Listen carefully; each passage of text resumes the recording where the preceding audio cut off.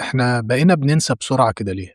ما أقصدش النسيان عمومًا، النسيان نعمة زي ما بيتقال، أقصد نسيان الحاجات المهمة، الخطيرة، اللي ما ينفعش تتنسي، حاجات كبيرة جدًا تحصل قدّام عينينا وبعد شوية نتعامل معاها كإنها ما حصلتش، حدث كبير، كارثة، غلط واضح، نغضب، نتضايق، نتكلم ونقول الموضوع ده مش هيعدّي كده أبدًا، لا يمكن يتنسي.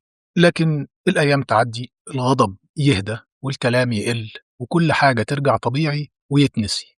النسيان مُريح، بيخلّينا نكمّل حياتنا علشان أسهل من المواجهة، بس في نفس الوقت بيخلّينا نتعايش مع نفس المشكلة مرّة، ورا مرّة، ورا مرّة. المشكلة مش إننا بننسى، ده طبيعي، المشكلة إننا بنختار الحاجات اللي المفروض ما ننساهاش وننساها أو نتناساها.